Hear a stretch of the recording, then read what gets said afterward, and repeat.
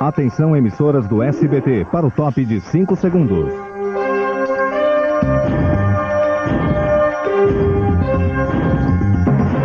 Tramontina é mais Brasil. Jornal do SBT, oferecimento Lentes Transitions, visão saudável em qualquer ambiente. E Corsan, levando a vida até você.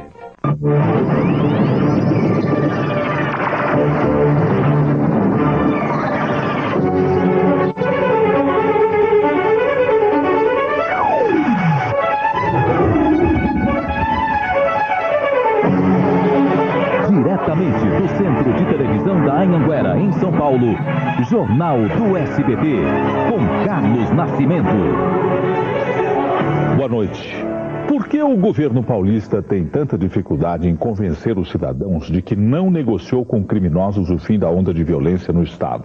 Ou, se a polícia estava preparada para os ataques, como foi que sofreu tantas baixas? E por que a reação demorou a acontecer? Finalmente, como pode ter havido o que houve sem que se anuncie uma ação punitiva, repressiva e corretiva à altura da violência cometida contra o povo e o poder público de São Paulo? Respostas muitas já foram dadas, mas o fato é que estas perguntas simples continuam no ar. Você vai ver também nesta edição do Jornal do SBT. Ainda assustada, São Paulo volta à vida normal depois de 4 dias de violência. A noite é tranquila, mas houve novos ataques nesta terça-feira. Os prejuízos que a onda de terror causou à maior cidade do país. Quem ganha e quem perde politicamente com a violência em São Paulo. O procurador de justiça diz que os presos têm regalias em excesso. Assaltantes invadem um prédio e fazem reféns no centro do Rio. O presidente Bush manda 6 mil policiais para conter imigrantes ilegais na fronteira com o México. E o dia em que Bono Vox deixou de cantar para dirigir um dos principais jornais de Londres. Ele escreveu sobre a violência em São Paulo e o presidente Lula. Agora, no Jornal do SBT. Depois do pânico de 4 dias sob ataque de criminosos, a cidade de São Paulo retoma a vida normal. Além do medo, São Paulo teve muito prejuízo. Além de deixar quase 3 milhões de pessoas sem transporte, os incêndios em ônibus também custaram caro às empresas. Os prejuízos com os carros e a perda de receita com as passagens dos usuários somam cerca de 6 milhões e meio de reais. O comércio também perdeu em alguns dos principais centros de compra da capital paulista. O medo afastou os clientes das lojas. As roupas ficaram nos balcões. Faltou trabalho para as vendedoras, que ficaram quase sem comissão. Só um cliente eu peguei, graças a Deus. Foi a salvação. No fim do dia, o balanço das vendas. Caiu 70%, 80%. Ontem foi uns 90%, né? Os melhores dias da semana, onde chegam 300 ônibus por dia, na segunda e na terça. O medo dos turistas também causou prejuízos para os hotéis. Em toda a cidade, 60% das reservas foram canceladas nos últimos 2 dias. A imagem da cidade de São Paulo fica prejudicada por algum tempo. A noite é tranquila, mas a terça-feira ainda teve ataques a ônibus e a polícia em São Paulo. Este ônibus foi incendiado na Zona Norte no fim da tarde de hoje.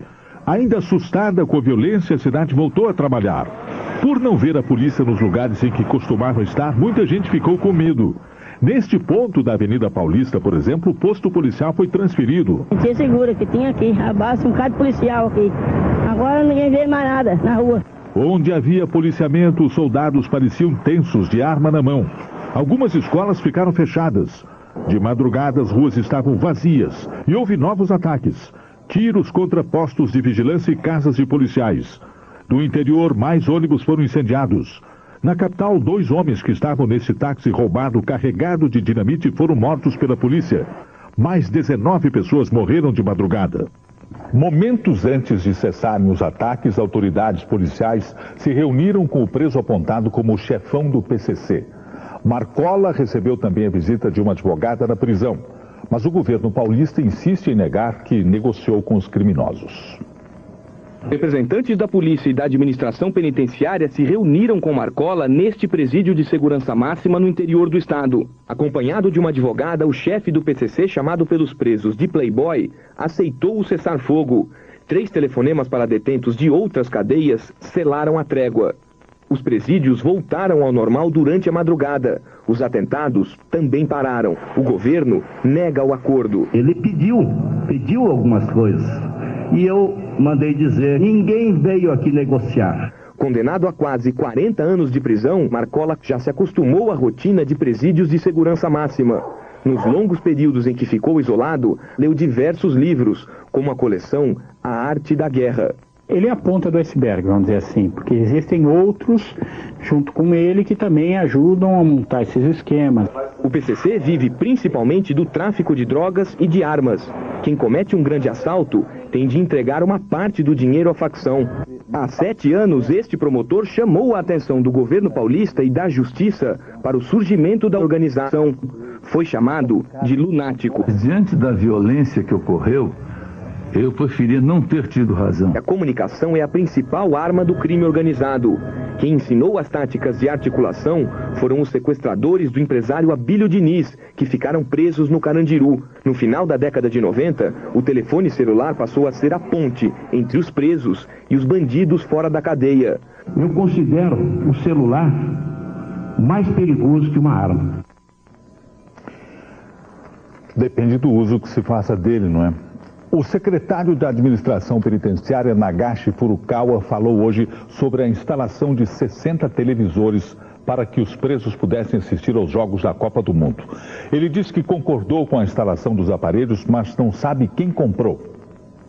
O que foi autorizado é que se coloque um aparelho de televisão no local de uso comum sem ônus para o Estado. Eu não tenho informação nenhuma de que esses aparelhos foram comprados por facção criminosa, facção A, B ou C. Não tem informação nenhuma sobre isso. Não creio até que isso tenha acontecido. Olha, é estranho que a maior autoridade penitenciária do Estado não saiba quem comprou e quem mandou instalar televisores, um que fosse, nos presídios. E se foi o PCC, como se está dizendo, que comprou e pagou, se é que pagou? Se isto aconteceu, o Estado foi conivente com uma organização criminosa. E o mínimo que se exige agora é que se apresentem as notas fiscais desses televisores. Ou o governo, além de tudo o que aconteceu, terá passado o recibo ao PCC. No Brasil, os presos têm regalias demais. Foi o que disse o Procurador-Geral de Justiça do Estado de São Paulo, Rodrigo Pinho, ao ser entrevistado agora há pouco no Jornal do SBT, primeira edição. Essa política de negociação com os presos para debelar conflitos é uma solução perigosa. Eles vão pedindo, até que chega no nível do absurdo, que foi a exigência de 60 televisores para ver a Copa do Mundo em TV a plasma, LCD, etc. Na verdade, é preciso ter o comando do sistema penitenciário na mão das autoridades. Nós vamos reestabelecer a ordem interna, nós precisamos deixar bem claro que quem manda é a administração. O governo não pode ceder mais. O governo não pode ceder em ponto nenhum. É preciso que os criminosos saibam. Aqueles que violam a lei vão cumprir a pena integralmente. Ainda nesta edição, nós voltaremos a tratar do assunto segurança em São Paulo e também no Brasil. A decisão de mandar a Guarda Nacional para vigiar a fronteira com o México é a última do presidente americano George Bush. Ele acha que assim irá conter a entrada de imigrantes ilegais. Nós não temos o controle total da fronteira e queremos mudar isso, disse ele em discurso à nação. Bush anunciou o envio de 6 mil homens da Guarda Nacional para reforçar a já vigiada fronteira dos Estados Unidos com o México. Para tentar acalmar o vizinho, o presidente do México, Vicente Fox, Bush negou que vá militarizar a fronteira e, para agradar ao próprio partido, afirmou que não apoia a anistia a cerca de 12 milhões de imigrantes ilegais. Mas voltou a defender um programa de vistos temporários de trabalho para aqueles que estão no país atrás do sonho americano. O presidente Bush sabe do potencial que tem o voto hispânico e por isso acenou com a cidadania americana aos imigrantes que fizerem a lição de casa, ou seja, pagarem impostos atrasados e aprenderem inglês. O projeto de lei de imigração está nas mãos dos congressistas. Caberá a eles descascar esse abacaxi. De Nova York, Ula Rocha, para o Jornal do SBT. Você vai ver ainda hoje, no dia em que virou diretor de jornal, Bono Vox escreveu sobre a violência em São Paulo e o presidente Lula. E no próximo bloco, quem ganha, quem perde na política com os ataques de criminosos a São Paulo? E ainda, produtores rurais recomeçam protestos contra o governo. Já, já.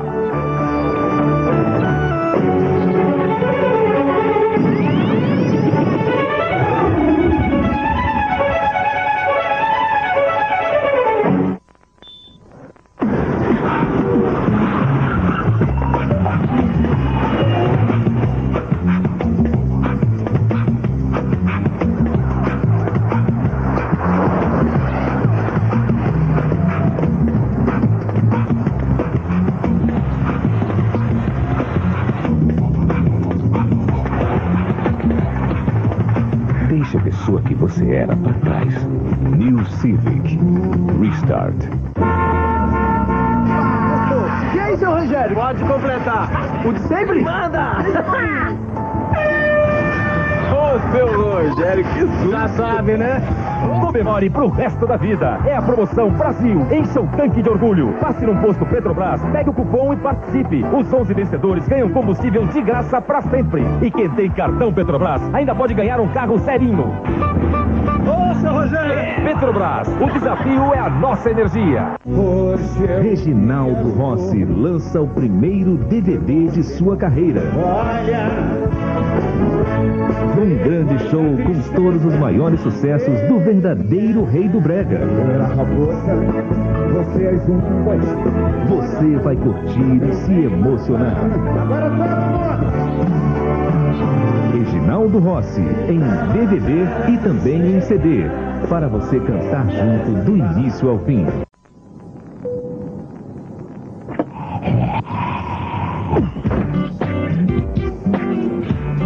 Agora ficou mais fácil parar de fumar. É só usar Nicorette sempre que você sentir vontade de fumar. Nicorette é a goma de mascata Pfizer, que ajuda você a superar o desejo de fumar, duplicando as suas chances de parar. Nicorette, a ajuda que você precisa. Ai, Pedro, não dá mais, acabou. Não acabou, tem 10 minutos ainda, Docinho. 10 minutos? É, 10 minutos, a gente falou 10 minutos, tem mais 10 minutos pra falar de graça. Como assim? Aproveita, me fala seu dia, o que você fez? Quer falar à vontade? Use o 23. Com o 23, a cada 10 minutos de ligações DDD ou DDI, você ganha mais 10 minutos grátis. Docinho, pode falar do seu coração, põe pra fora. Bom dia, Ligue 23.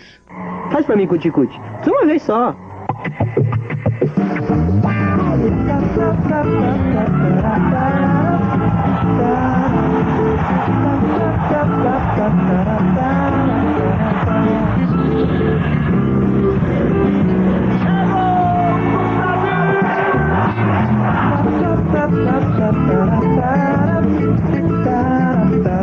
Se depender da nossa torcida, o Hexa já é do Brasil.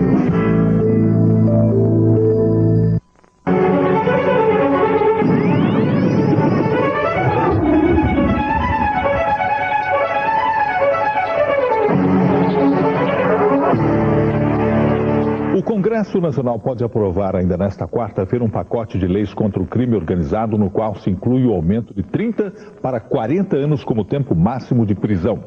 As novas leis foram negociadas com os secretários estaduais de Segurança Pública. A onda de violência em São Paulo trouxe a Brasília 23 dos 27 secretários estaduais de segurança. Entre os que não vieram, o próprio secretário paulista e o do Rio de Janeiro. Os presentes concluíram que a falta de dinheiro dificulta o combate ao crime organizado. O que tem ocorrido é sempre diminuição da aplicação, por exemplo, a nível federal. Mais tarde, no Congresso, o grupo pediu pressa na aprovação de leis para combater as organizações criminosas. Há 29 projetos que tratam da segurança pública parados na Comissão de Constituição e Justiça do Senado. O fato é que não havia interesse qualquer por parte, principalmente, dos partidos de governo em votar. Agora já existe esse interesse. A Comissão de Constituição e Justiça do Senado escolheu 3 emendas constitucionais e outros 9 projetos de lei com tramitação mais rápida que podem ser aprovados já nesta quarta-feira. Entre as leis estão a que aumenta o limite do tempo de prisão para 40 anos e a que amplia para 720 dias o isolamento dos chefes do crime organizado. Entre as emendas constitucionais está a centralização num comando só das polícias civil e militar de cada estado. Leandro de Souza, de Brasília, para o Jornal do SBT. Uma pergunta inevitável é: por que será que os dois secretários de segurança das duas maiores cidades do país, as mais afetadas hoje pela violência, não compareceram a este encontro? Será que não o consideraram importante? Outra observação: de que adianta aumentar a pena de 30 para 40 anos se a própria lei permite que os criminosos que cometeram crimes hediondos com apenas algum tempo de cadeia são postos novamente em liberdade depois de cumprirem, por exemplo, 1/6 da pena? Para os analistas políticos, a guerra do fim de semana em São Paulo não terminou. Pelo contrário, vai se intensificar agora na campanha presidencial. Poderia ser só um problema de segurança pública, mas por se tratar ao mesmo tempo do berço do PT e do estado onde os tucanos mais tempo governaram, a onda de violência em São Paulo vai servir de munição para a disputa presidencial, com o presidente Lula e o ex-governador Geraldo Alckmin empunhando as armas. Quem tem culpa? Tem culpa o governo do estado, principalmente. Tem culpa o governo federal. Geraldo Alckmin chegou agora há pouco em São Paulo, de uma viagem a Brasília, onde foi medir o tamanho do estrago, aconselhado pelas lideranças tucanas e pefelistas a submergir por uns dias. Alckmin está na defensiva. O problema de criminalidade não é um problema eleitoral, não é para tirar casquinha, não é para ter proveito político, é uma questão séria. Mas não vai ter alívio. Os petistas prometem chumbo grosso para o adversário tucano. Vão dizer que o PCC se fortaleceu nos anos em que Geraldo Alckmin esteve no governo de São Paulo e vão arrematar que o sucessor dele, o pefelista Cláudio Lembo, ficou durante 4 dias à mercê dos bandidos. Em resumo, Lula deve usar as mesmas armas de José Genuíno na campanha contra Geraldo Alckmin em 2002. Alessandra de Castro, de Brasília, para o Jornal do SBT. Até porque é verdade que nos últimos 12 anos, em todos os mandatos estaduais, os tucanos é que governaram São Paulo. E foi justamente nesse período que se cristalizou este tal de PCC. No momento em que manifestações de violência conhecidas no Rio de Janeiro assustam os paulistas, os cariocas revelam um sentimento de solidariedade com os moradores de São Paulo. A violência que assustou a população de São Paulo nos últimos dias é uma realidade conhecida pelos cariocas. Segundo a Secretaria de Segurança Pública do Rio de Janeiro, bandidos ligados a facções criminosas destruíram 73 ônibus na capital do estado no ano passado. Outros 8 casos já foram registrados em 2006. A violência que atingiu São Paulo mexeu até com quem já está acostumado com a falta de segurança. Os cariocas deixaram de lado a famosa rivalidade com São Paulo e hoje o que existe é um sentimento de solidariedade. Mais um alerta para as grandes cidades, para os grandes centros urbanos, de se mobilizarem. A violência, na minha opinião, está espalhada de uma forma geral, né? Isso é uma coisa que pode acontecer amanhã aqui, não deveria haver rixa nesse sentido. Para esse professor de sociologia, o sentimento de solidariedade se mostra superior a qualquer rivalidade que possa existir entre as duas maiores cidades do país. Se a situação se deteriorar num estado, com certeza vai ter repercussões em outros estados. Acho que essa rixa deve ficar no âmbito do futebol, do carnaval e outros âmbitos mais festivos. Mas em matérias sérias como a segurança pública, em vez de rixa, o que tem que haver é uma cooperação. Não tem nada a ver com o carioca, o paulista. Eu acho que o Brasil está tomando um rumo perigoso. A gente não sente mais segurança, essas crianças aí sem futuro. Realmente é muito preocupante. Os produtores rurais voltaram a protestar nesta terça-feira em várias cidades brasileiras. Eles reclamam do dólar baixo e querem renegociar dívidas acumuladas. Em Uberlândia, no Triângulo Mineiro, o protesto provocou congestionamento na estrada que liga São Paulo a Brasília. Houve tratoraço na cidade goiana de Mineiros. Em Rio Verde, os produtores distribuíram 15 toneladas de alimentos. 500 agricultores fizeram passeata pelas ruas de Campo Grande, capital do Mato Grosso do Sul. No Paraná, os produtores fecharam estradas e um comboio chegou a Brasília, levando 4.000 manifestantes. As reivindicações para amenizar a crise na agricultura foram entregues ao ministro Roberto Rodrigues. 4 integrantes de uma quadrilha que desviou 3 bilhões de reais do INSS foram presos no Rio. O crime foi cometido na década de 1980 e a Previdência Social não conseguiu recuperar nem 10% do dinheiro roubado. O principal acusado, Armando Avelino Bezerra, ex-procurador do INSS, foi preso em casa neste condomínio de luxo na Barra da Tijuca e levado para a sede da Polícia Federal no Rio. Condenado a 12 anos de cadeia, dos quais só cumpriu 4. Ele é acusado também de ser um dos principais integrantes da máfia do INSS. O esquema foi comandado pela advogada Georgina de Freitas, que está presa. O crime era lavar dinheiro com imóveis, carros, aviões e obras de arte. Segundo a polícia, o dinheiro desviado estava em paraísos fiscais. Você vai ver a seguir o último gol do craque Zidane na despedida do Real Madrid. E veja também, Bono Fox dirige um dos mais influentes jornais de Londres e escreve sobre a violência em São Paulo e o presidente Lula, logo depois do intervalo.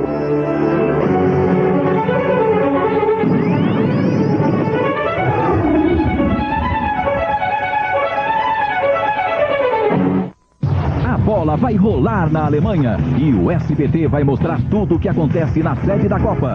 Reportagens especiais e boletins durante toda a programação.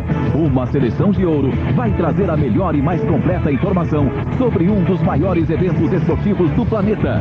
Ana Paula Padrão, Carlos Nascimento, Hermano Henning comandam a cobertura da Copa 2006. É o SBT na torcida rumo ao Hexa. Para o lançamento de Poseidon, a Warner Bros. Pictures e o SBT criaram uma promoção titânica. Para participar, é só ligar para o portal de voz do SBT. Você não vai perder essa onda, vai? Ligue e responda. Se você fosse o comandante de um navio e ele estivesse prestes a afundar, qual seria sua última mensagem para a humanidade? O autor da resposta mais criativa vai para Londres assistir à pré-estreia do filme Poseidon, 23 de junho nos cinemas. SBT Celular. Baixe um tom de cinema e entre no ritmo de aventura e ação. Envie 007 para 72899. Envie Flintstone para 72899.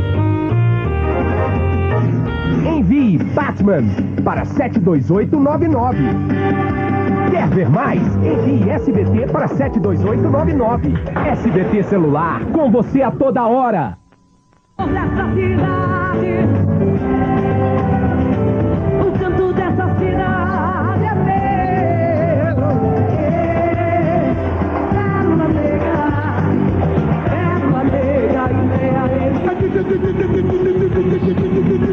o amor de Julieta aí comeu, o amor de Julieta aí comeu. Baile Barroco, o primeiro DVD ao vivo de Daniela Mercury.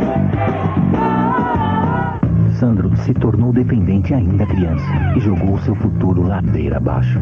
Na adolescência, trocou o trabalho com seu pai por uma vida arriscada, cheia de altos e baixos. O diálogo e o incentivo da família, desde criança, fizeram do Sandro Dias uma pessoa segura para viver bem, sem drogas. Você vai fazer agora, sai, você vai fazer. Converse com seu filho sobre drogas.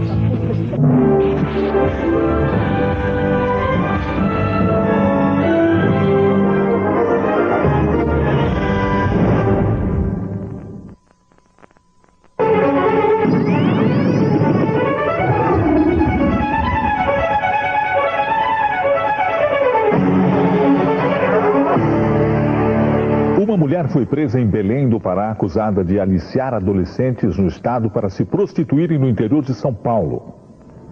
Francisca de Nazaré Peniche, de 22 anos, foi denunciada por uma adolescente e uma mulher aqui do Pará que conseguiram fugir de um bordel em Campinas, no interior de São Paulo. Elas disseram que eram obrigadas a se prostituir. O crime está na facilitação. Quem está facilitando, tá, essa saída desta mulher paraense para outro estado. Francisca não mostra o rosto e chora, mas confirma que levava mulheres para São Paulo. Eu conversava com elas e falava para elas o que elas iam fazer, elas não aceitavam e eu mandava elas. Morando em Campinas, há 3 anos, ela já havia levado 9 paraenses para a prostituição no interior de São Paulo. Agora, ela já estava de viagem marcada na próxima quinta-feira, quando levaria mais 2 mulheres. A polícia vai pedir a prisão preventiva de Francisca ainda esta semana. Denise Garcia, de Belém, para o Jornal do SBT. Uma família passa horas de terror nas mãos de assaltantes que invadiram um prédio agora à noite no Rio de Janeiro. Eram 9 da noite quando policiais e atiradores de elite isolaram a rua e cercaram este prédio de classe média no centro do Rio. As armas estavam apontadas para esta janela do apartamento de cobertura. O assalto aconteceu quando o porteiro saiu na rua para resolver um problema. 3 assaltantes tentaram entrar no prédio, apenas um conseguiu. O síndico chamou a polícia. 2 PMs e o porteiro foram baleados sem gravidade. Este morador do prédio, que voltava do trabalho na hora em que teve início o assalto, conta que só escapou porque foi avisado pela esposa por telefone. Eu cheguei aqui, não deixaram eu subir, só escutava muitos tiros aqui dentro do prédio. Mariana Rogério, do Rio de Janeiro, para o Jornal do SBT. O sequestro no Rio de Janeiro terminou bem. Agora há pouco, os ladrões libertaram os reféns e se entregaram à polícia. O Real Madrid perde do Sevilla na despedida de Zidane da Espanha. O craque francês fez um gol. O Real foi vice-campeão espanhol. No primeiro tempo movimentado, o Real Madrid saiu na frente com o gol do brasileiro Júlio Batista e outro do inglês David Beckham. A virada do Sevilla veio em 7 minutos com um golaço de Navas e 2 do argentino Saviola. 3-2. O brasileiro Luiz Fabiano fez mais um antes do intervalo, o 4º do time no jogo. No segundo tempo, o Real Madrid descontou com Zidane depois de uma cobrança de escanteio. Foi o último gol do craque francês com a camisa do Real. Zidane se aposenta depois da Copa do Mundo. Woodstock, Sexo, Orégano e Rock and Roll. Uma longa-metragem de animação inspirada nos quadrinhos do cartunista Angeli, já é polêmica mesmo antes de estrear nos cinemas. Por quê? Você vai ver agora. O longa-metragem gaúcho de 83 minutos demorou 5 anos para ficar pronto. Leva à cena Woody e Stock, 2 cinquentões hippies que defendem o amor livre e pararam no tempo. Woody e Stock, Sexo, Orégano e Rock and Roll estreou mês passado no Festival de Cinema de Recife. O prêmio de melhor atriz foi para Rita Lee, que emprestou a voz à caricata rebordosa. Pelos na pia, cueca suja. Tom Zé personifica o não menos famoso Raul Seixas. Eu sou a mosca que pousou na sua sopa. A película é inspirada na obra do cartunista Angeli, da Folha de São Paulo. Mas a ironia ácida do roteiro fez com que o Ministério da Justiça proibisse o filme para menores de 18 anos por suposta apologia às drogas. É o primeiro título de animação do país a receber essa classificação. Nós estamos entrando com recurso para tentar reverter para 16 e até 14 anos. Né? A polêmica parece ter dado fôlego à carreira deste sarcástico desenho. O filme vai ser lançado no Rio Grande do Sul no dia 25 de agosto. A produção tem distribuição confirmada em São Paulo, Rio de Janeiro, Ceará e Pernambuco. A história dos personagens que fumam orégano e são viciados em comprimidos para reumatismo chega às telas do Canadá em outubro. Léo Santana de Porto Alegre, para o Jornal do SBT. Falha nossa, mas não aqui no SBT, e sim na rede de TV britânica BBC. A emissora entrevistou um candidato a uma vaga de emprego no lugar de um especialista em tecnologia. A confusão só foi percebida no meio da entrevista, quando a apresentadora disse o nome completo do suposto entrevistado. Guy Goma procurava emprego na BBC, mas foi confundido com um jornalista especializado em tecnologia chamado Guy Kilmay. Na recepção da emissora, o especialista convidado assistia ao programa atônito. A BBC reconheceu o erro e pediu desculpas aos telespectadores. Só não quis confirmar se Guy Goma, que teve seus momentos de celebridade, conseguiu o emprego. Jornalista por um dia. O vocalista da banda pop U2, Bono Vox, foi o responsável pela edição desta terça-feira do jornal britânico The Independent, um dos mais importantes do mundo. Como mostra agora de Londres o correspondente do SBT, Marcelo Torres. Nas bancas de todo o país, o Independent saiu desse jeito, com a capa toda vermelha e a inscrição "Não há notícias hoje". O jornal foi todo editado por Bono Vox. Aqui estavam todos os assuntos que o roqueiro vem defendendo nos últimos anos. A denúncia sobre aquecimento global, artigos sobre o abismo entre ricos e pobres no mundo e notícias sobre a catástrofe da AIDS na África. Essa epidemia, aliás, acabou virando tema de uma campanha de Bono Vox e do jornal. É que metade do dinheiro arrecadado com as vendas de hoje será usado na luta contra a AIDS. E nesta edição, pra lá de especial, também sobrou um espacinho para o Brasil. No editorial escrito por Bono, há elogios ao presidente Lula, que, segundo o roqueiro, tem um comando sólido da economia. Mas Bono diz que se a violência vista em São Paulo nos últimos dias for um anúncio do que está por vir, será melhor diminuir o otimismo. A experiência no jornalismo pode ter acabado, mas a disposição de Bono de lutar pelas causas em que acredita parece inesgotável. Marcelo Torres, de Londres, para o Jornal do SBT. E dando sequência ao tema escolhido por Bonovox em seu único dia como jornalista, a violência em São Paulo, em tempos normais talvez fosse comemorada uma decisão da Assembleia Paulista de aprovar uma gratificação salarial para policiais civis, militares e agentes penitenciários. Mas nesse momento em que dezenas deles acabam de perder a vida, covardemente assassinados, isso soa até como uma afronta. Não é disso que os policiais precisam.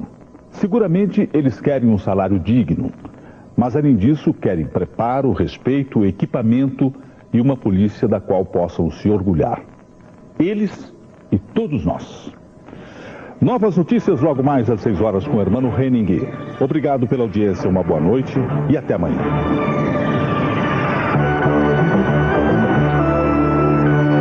A cidade de Dom Pedrinho está recebendo o sinal do SBT Porto Alegre através do canal 7 VHF.